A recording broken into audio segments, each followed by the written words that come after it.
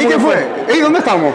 Estamos en el primer Expo Simposio de Energía, Petróleo y Gas del Estado Zulia. Y los invitamos a que sigan en sintonía viendo nuestro quinto episodio del podcast Políticamente.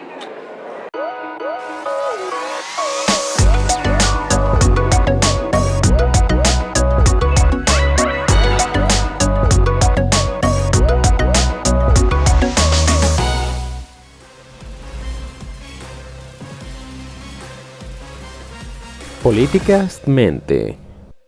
Bueno, y aquí estamos, José, ¿por qué estamos aquí en el Hotel del Lago? Cuéntanos. Bueno, sí, porque estamos acompañando lo que ha sido el primer Expo Simposio de Energía, Petróleo y Gas en el Estado Zulia. Bueno, un evento que ha movilizado no solamente a la ciudad, sino también a la región. Y bueno, hemos tenido invitados también de muchas partes del interior del país y de otros países también que nos vienen a visitar para ver la potencialidad que tenemos los venezolanos en cuanto a petróleo y energía, ¿no? Claro, y bueno, y como buen spoiler que siempre nos gusta, los que somos averiguadores, hoy estaremos hablando precisamente sobre política y petróleo. Hay mucho que decir en este tema, sobre, bueno, en la materia, no solamente por el tema de que el Estado Zulia es un estado petrolero, sino porque, bueno, ¿cómo es posible que Venezuela, un país con un caudal de dinero que ingresó por la vía petrolera, hoy en día se encuentra en la situación que está? Sí, totalmente. Yo creo que hablar de política y hablar de petróleo en Venezuela es un tema cotidiano, es un tema común, es lo que ha denominado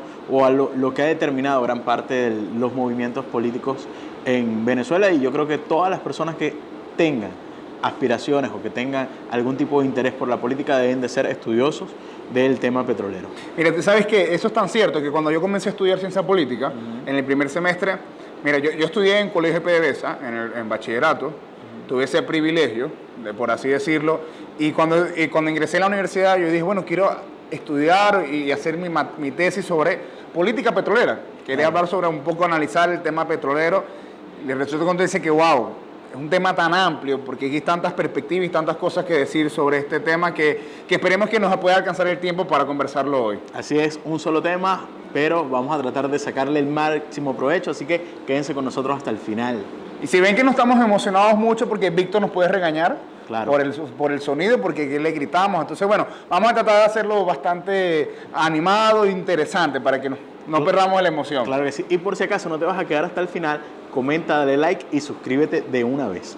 Así mismo. Mira, y una de las primeras preguntas que surge en este tema es que, oye, ¿Venezuela realmente es un país petrolero o petrolífero? Un país, ¿qué quiere decir esto, no? ¿Que Venezuela es un país realmente que tiene esa cultura petrolera? ¿O somos simplemente un país que, bueno, simplemente tiene yacimientos o cuencas petroleras? Sí, mira, hay diversas opiniones. Hay quienes opinan que nosotros somos un país petrolero porque contamos con la capacidad de refinación, de producción, de explotación y de exploración también del petróleo, pero hay quienes opinan también desde un punto de vista mucho más crítico que simplemente somos un país con petróleo, que no somos un país petrolero porque no sacamos el máximo provecho a nuestras riquezas naturales del petróleo. ¿Qué opinas de eso? Pero yo te digo una cosa, o sea, ¿cuál es el ejemplo? ¿Cuál es el mejor ejemplo que puede haber de un país que uno puede decir, mira, este es un país verdaderamente petrolero?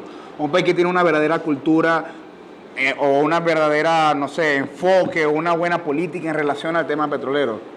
Mira, se me ocurre de repente, tal vez no país, pero sí ciudades, estados o naciones pequeñas del Medio Oriente que su política y su vida económica gira en torno al tema petrolero. Tenemos casos como Arabia Saudita, tenemos casos de Kuwait, tenemos casos de algunas naciones que han fijado su crecimiento, su desarrollo a partir de las riquezas naturales que han podido explotar.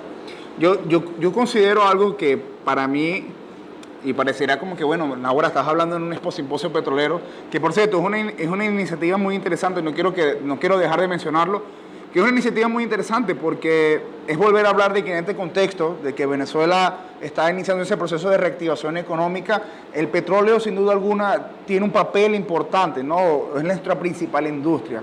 Y creo que ya lo hemos mencionado en varias oportunidades, que tampoco quiere decir que, bueno, todas nuestras esperanzas tienen que estar puestas, o sea, es como las personas que metieron toda su plata en el Bitcoin y ahorita están sufriendo, o sea, claro. Oye, tampoco hay que hacer así con el petróleo. Pero yo tengo un tema, yo soy de las personas que piensa que el petróleo, si bien puede ayudarte, o una industria petrolera puede ayudarte, también puede condenarte. ¿En qué sentido te puede condenar, no? Y hay un concepto hay un concepto que se llama la maldición de los recursos, o lo que habla como la enfermedad holandesa, para las personas que, bueno, que quieran aprender un poquito más. Y este concepto dice que cuando un país depende única y exclusivamente de una actividad, y específicamente una actividad extractivista, esta actividad o la dependencia de esta actividad socava el crecimiento de las otras industrias en el país. Caso concreto, si yo solamente me dedico e invierto todos mis esfuerzos en el sector petrolero, voy a empezar a descuidar los otros sectores industriales del país. Y eso va a solapar ese esfuerzo y ese crecimiento. Entonces vamos a tener un crecimiento residual.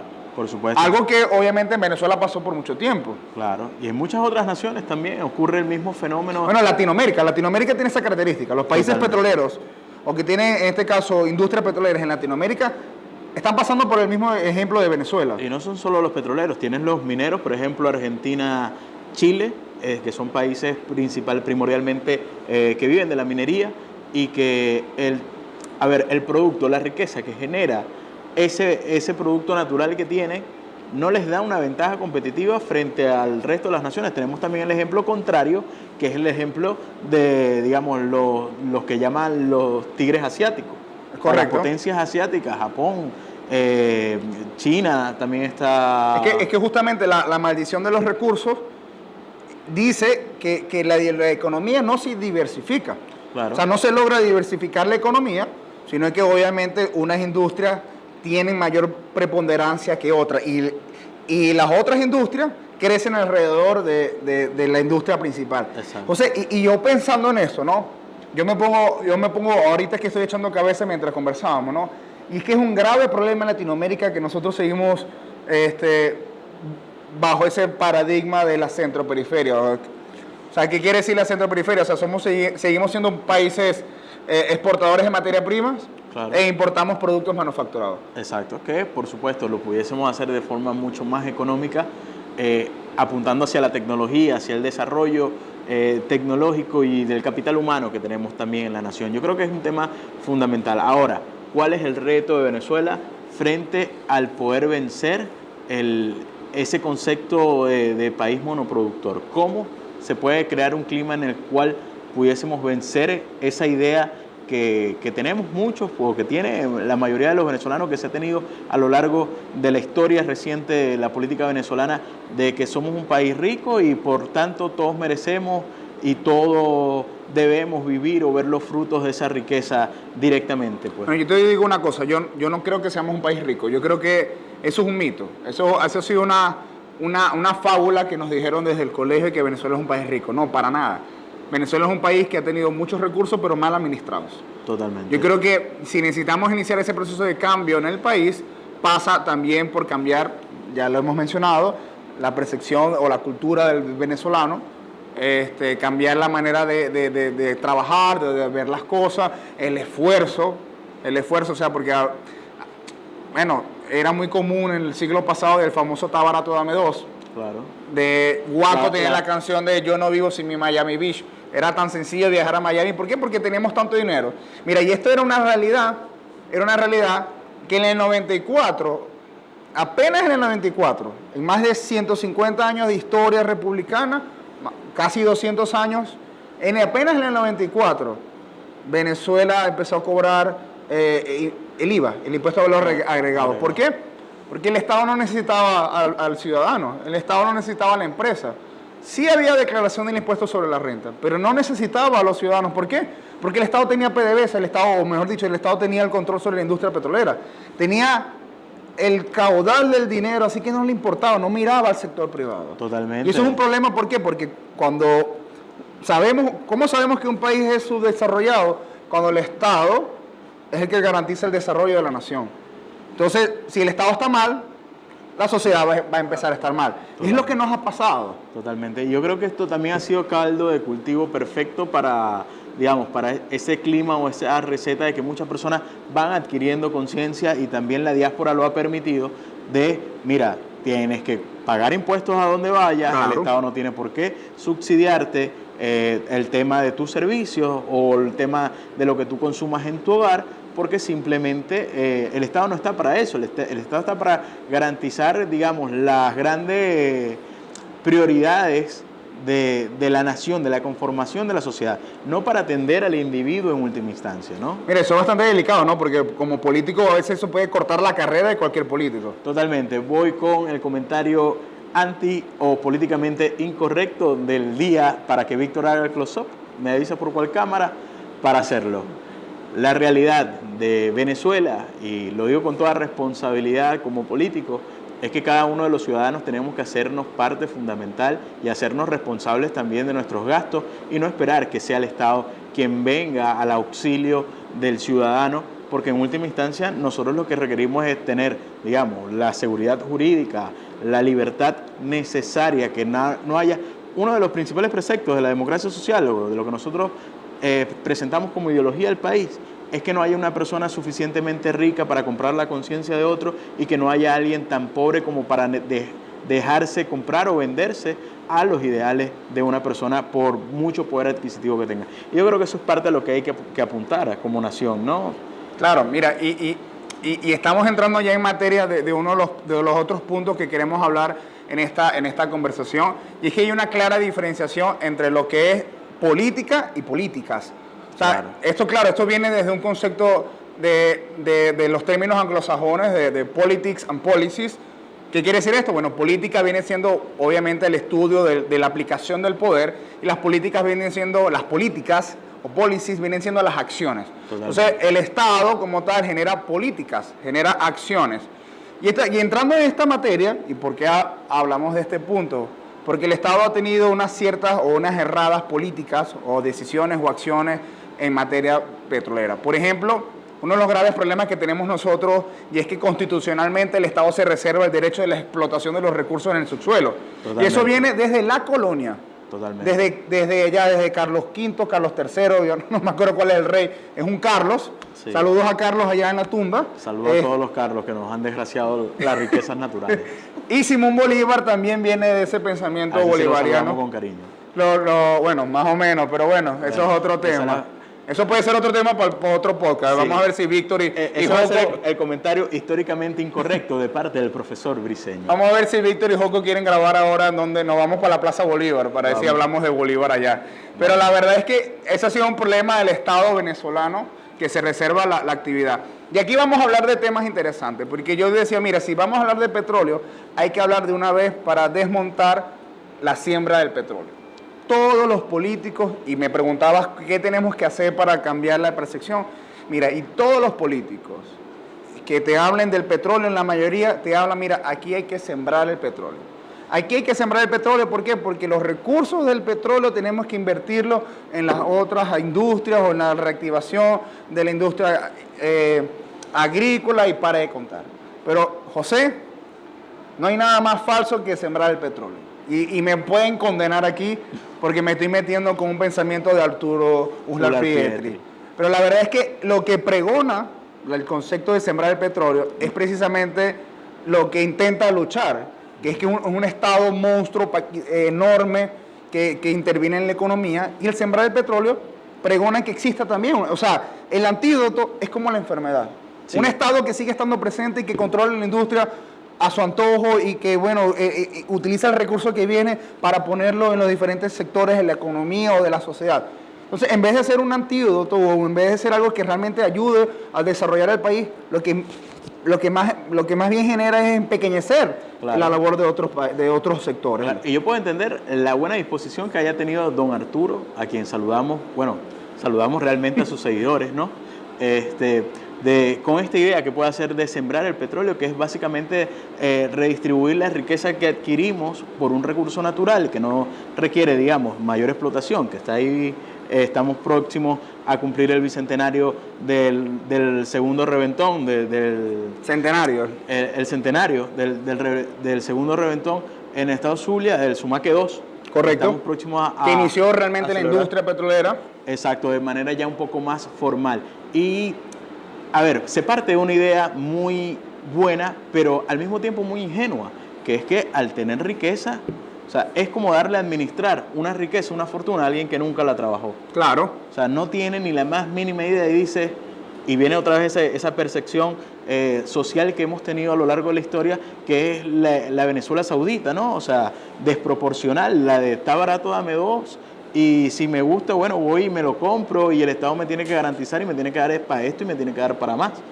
Y no es sino hasta ahora que conocemos el verdadero, digamos, esfuerzo del trabajo, y que todos como ciudadanos debemos empezar a empujar a un Estado que sea responsable de lo que deba ser responsable, no aprovechar las riquezas y los recursos naturales de nuestra nación para de repente, no sé, hacer, mira, una feria, o para hacer alguna actividad proselitista, que ese es el problema de la frase de don Arturo. O sea, la intención, buenísima, 20 puntos.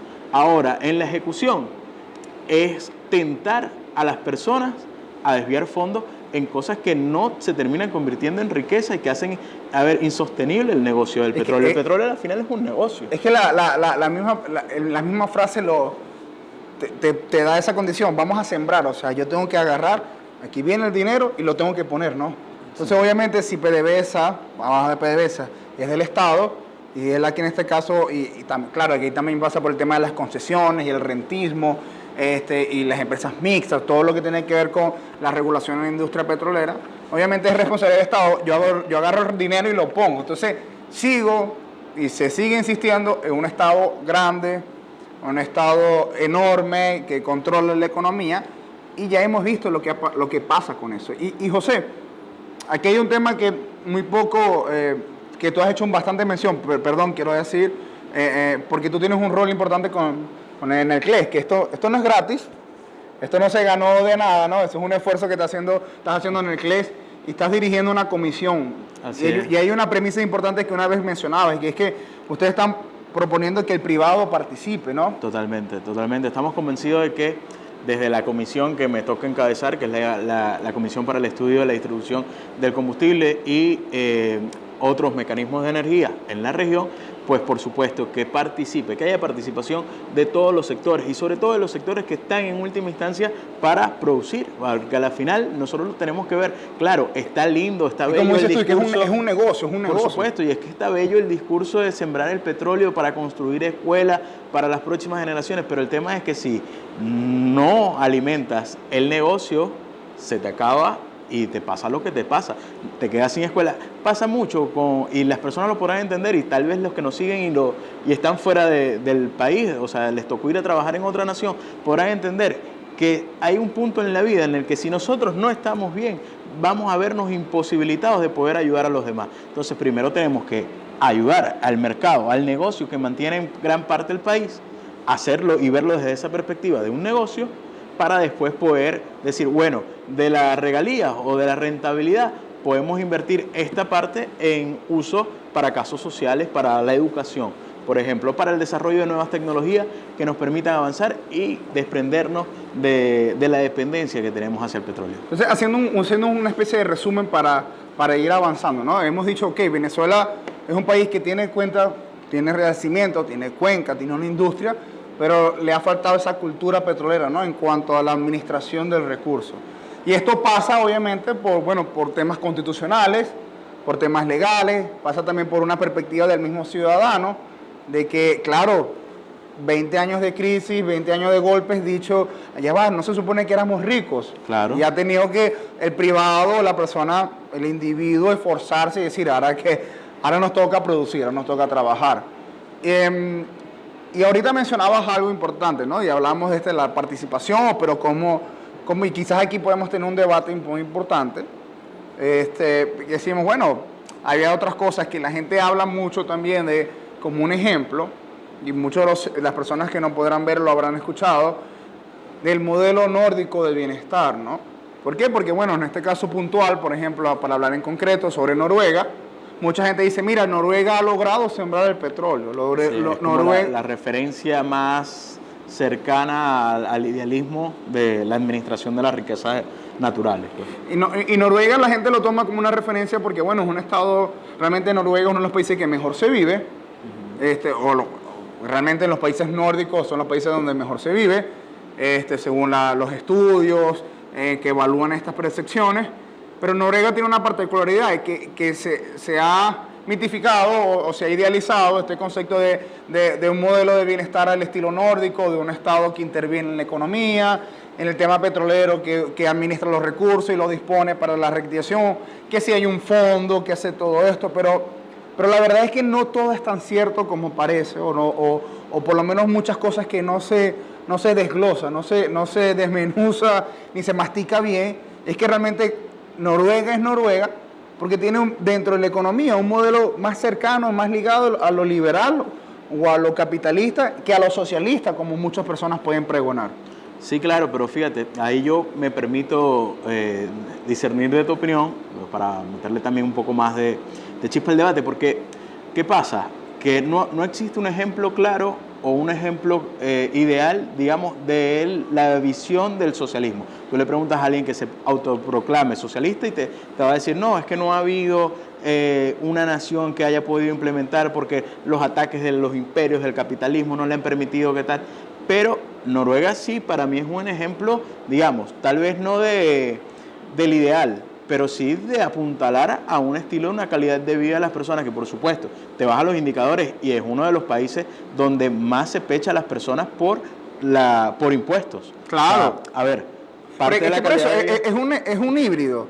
Es un Estado fuerte que obviamente necesita mucho impuesto para poder intervenir en la economía, pero convive también con las libertades económicas propias de un sistema capitalista. Total, pero también tienes el caso opuesto, o sea, digamos, totalmente opuesto, que es el caso de China. China, un país que se autodefine como comunista, tiene los niveles de explotación de su clase trabajadora, de su clase obrera, más altos del mundo. Y eso no se traduce necesariamente en calidad de vida de las personas. Por eso te digo, Noruega me parece que es un ejemplo interesante para la revisión y para apuntalar a cada una de las personas y dicen, mira, tenemos recursos, ¿qué hacemos con estos recursos? Pero cada uno de los individuos, de los ciudadanos, se hace responsable también por su, por su oportunidad o por su tener que rendir recursos y generar riqueza para poder pagar los impuestos, ¿no? Y para poder mantener la calidad de vida. Mira, la verdad es que todo lo que hemos destacado es que no hay un solo modelo, una sola manera de decir, esta es la receta, los 10 pasos para desarrollar económicamente a Venezuela. Entonces, ¿cómo podemos construir? Y ya para empezar a hacer el cierre de este episodio que hemos hablado sobre política y petróleo. Totalmente. ¿Cuál debe ser entonces la manera, no sé si es a la venezolana, porque tampoco podemos decir que inventarnos muy bien a la venezolana, pero entonces ¿cuáles deben ser las condiciones? Vamos a empezar a hablar sobre cuáles son las condiciones de que tiene que haber para garantizar, que haya una buena perspectiva. Claro. En cuanto al tema petrolero, pero en concreto también con la reactivación política y económica del país. Sí, yo creo que tenemos como decía, el escenario perfecto para, a través de todo el dolor, el sufrimiento que hemos atravesado como sociedad venezolana, a partir de que eras rico y no lo sabías, y descubres después la realidad que hay que trabajar para generar riqueza. Yo creo que esta es una oportunidad interesantísima para abrir el campo lejos de los ideales, digamos, dogmáticos, desprendernos de esas ideas y abrir la participación a todo el que quiere invertir en el tema de la explotación petrolera. ¿Por qué? Tenemos las reservas más grandes probadas a nivel mundial, y ¿qué hacemos con eso? Si eso no se convierte al final del día en riqueza y en beneficios para la sociedad. No, y que PDVSA va a necesitar el esfuerzo privado para poder explotarlo, porque no tiene la capacidad para poder hacerle cubrir o garantizar una explotación de todos esos recursos que hay. Sí, y primer paso, mira, despartidizar, porque no es un tema de la política, porque mucha gente dice, no, hay que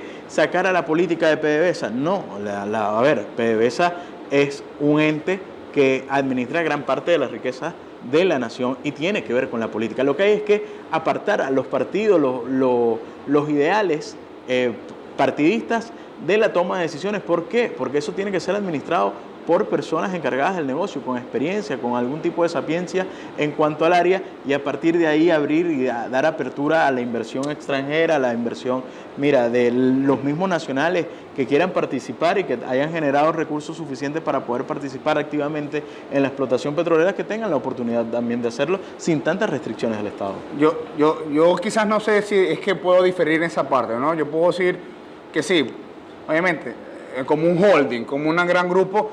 Una junta directiva sí tiene que ver, obviamente, con relación con el Ministerio de Petróleo, al ser una empresa del Estado, obviamente con representantes de gobierno nacional, pero ya en lo que son los cuadros medios o los cuadros operativos o la gerencia de la empresa, La gerencia como sí tal. tiene que estar lejos del tema de lo político, o sea... No, pero no o sea, lo político como por que- lo político, de lo partidista. de los partidistas, pero que sí hay en la cabeza el que resuelve el rollo, el que está con los políticos peleando, Claro. resolviendo aquí, gestionando.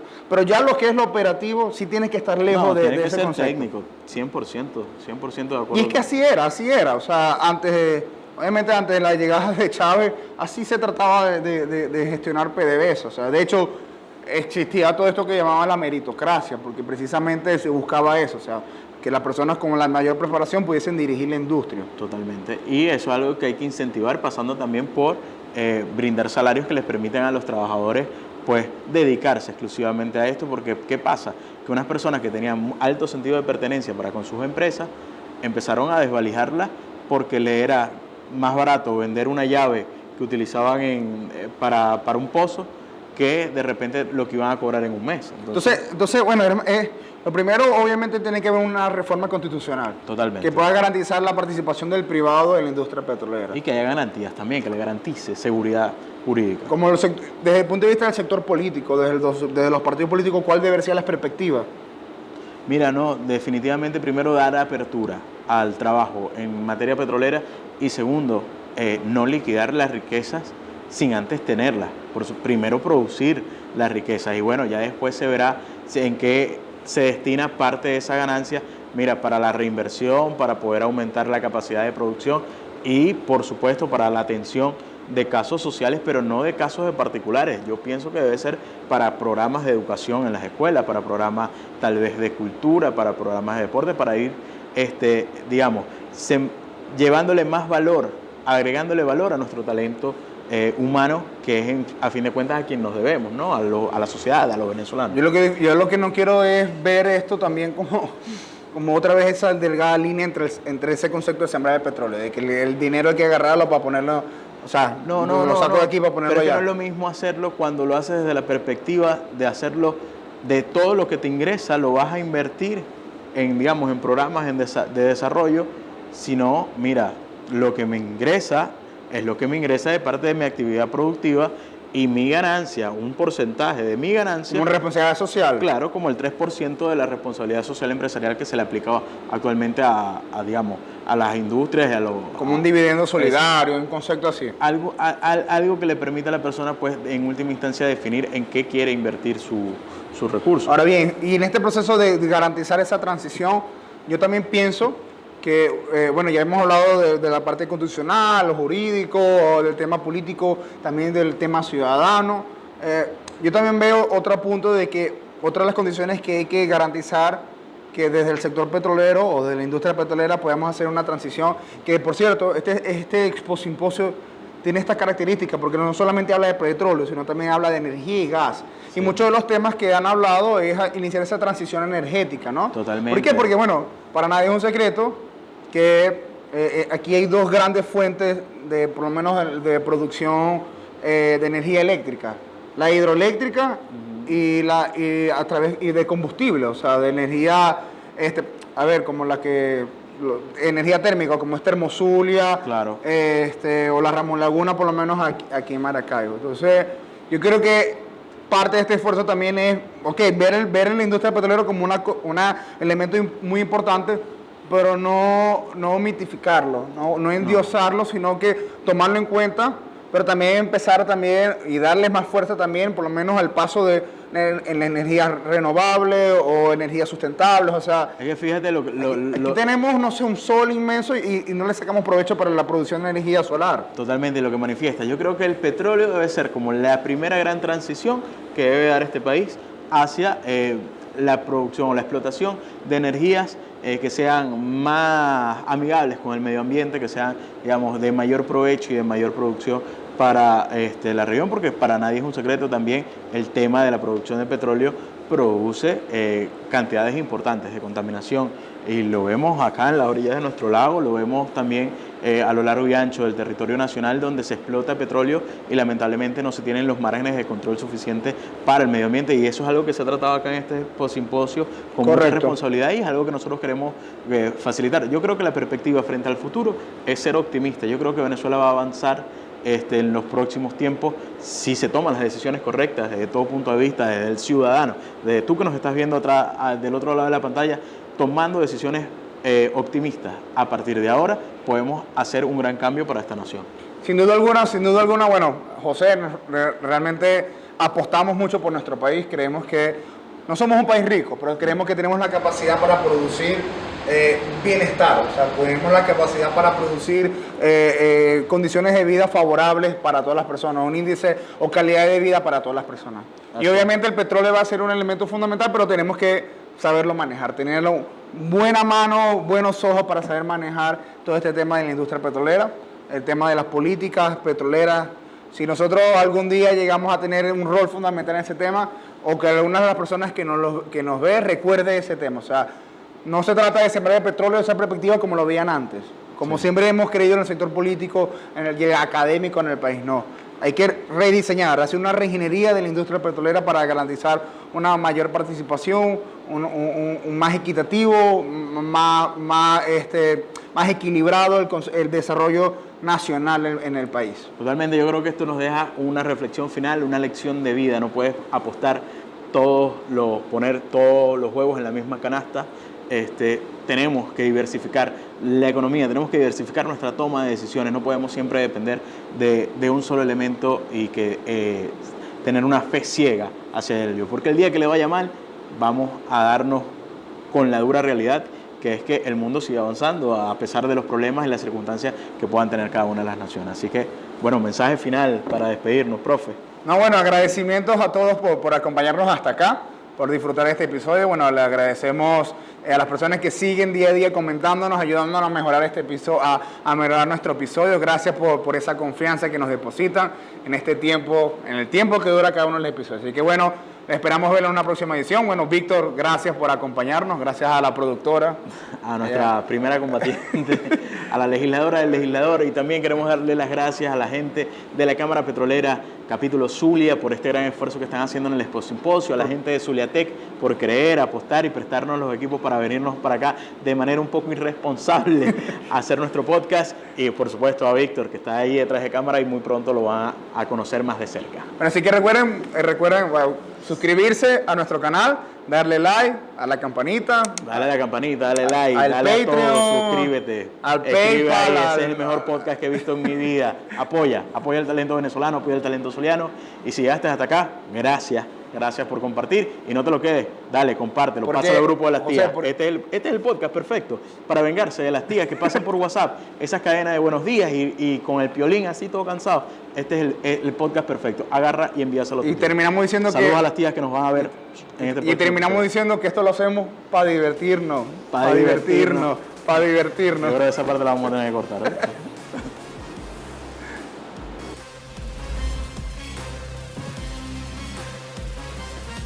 Políticamente.